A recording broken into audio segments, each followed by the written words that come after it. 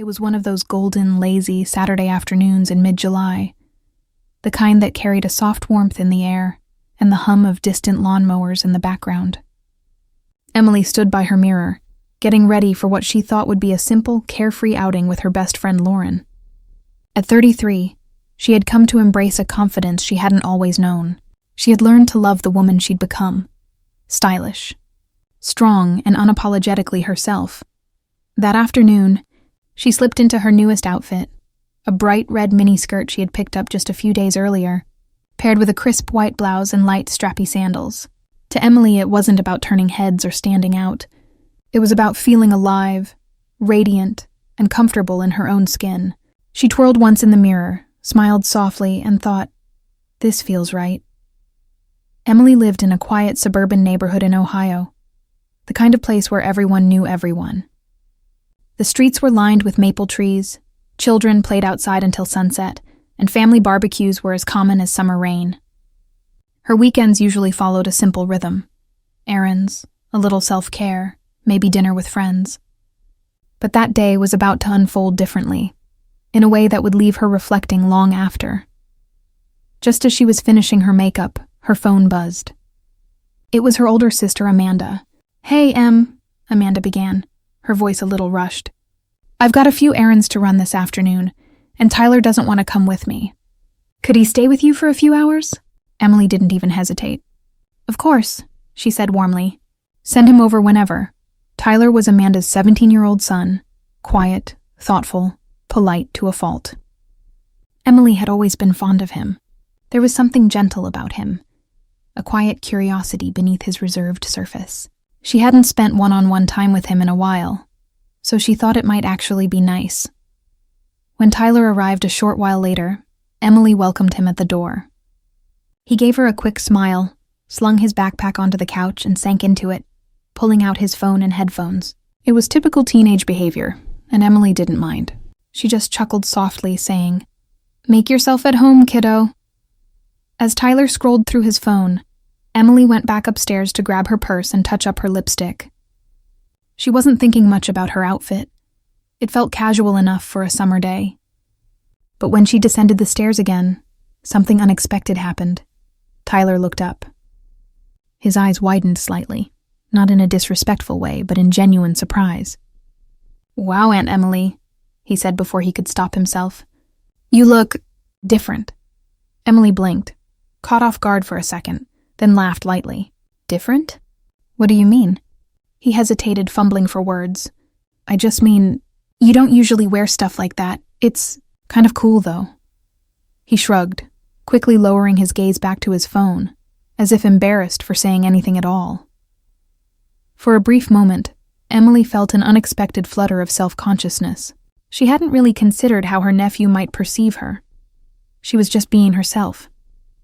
But then she caught her reflection in the hallway mirror and smiled again. Maybe this was an opportunity, not for fashion talk, but for something deeper. She took a seat across from Tyler, her tone thoughtful but gentle. "You know, Tyler," she began, "sometimes people wear things not because they want attention, but because it makes them feel good inside. Clothes can be like a reflection of how we see ourselves, or even how we want to feel." Tyler paused, clearly considering her words. "I guess that makes sense," he said after a moment. "I usually just wear hoodies and jeans because I don't want people to notice me. But yeah, I see other people wearing stuff that looks cool, and I think it'd be nice to try something different. I just don't know if I'd have the guts." Emily smiled softly. "I used to feel that way too," she admitted. "When I was in my 20s, I was always second-guessing myself. I worried about what people would think, if they'd judge me, or talk about me behind my back. But you know what I learned? Most people are too busy thinking about themselves to care that much about what we wear, and even if they do care, that shouldn't stop you from expressing who you are."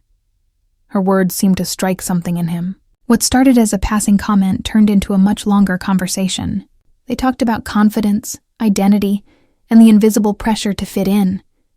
Tyler admitted that he often felt like an outsider at school, that he wanted to try new things but feared being teased. Emily listened carefully, nodding with empathy. Everyone feels that way at some point, she said. But the people who stand out, the ones who dare to be themselves, they're the ones people remember. Not because they're perfect, but because they're real. The afternoon slowly melted away as sunlight streamed through the living room windows. Tyler opened up more than he ever had before. He talked about his friends, his interests, and even his insecurities. Emily shared her own stories, about learning to love herself, about making mistakes, and about finding strength in authenticity. By the time Amanda returned that evening, the air in the room felt lighter somehow, warmer, more connected. Tyler was smiling, a little more relaxed than when he had arrived. As they got ready to leave, he turned to his mother and said, "Mom, Aunt Emily gave me some really good advice today." Amanda looked curiously at her sister, and Emily just smiled. "We just talked," she said softly, "about being yourself and not being afraid to show it." In the weeks that followed, Emily began to notice subtle changes in her nephew. Tyler started experimenting with his look, wearing brighter shirts, cleaner fits, and even trying out new hairstyles. His confidence seemed to blossom. When Amanda later mentioned that his teachers had noticed him participating more in class, Emily's heart swelled with quiet pride.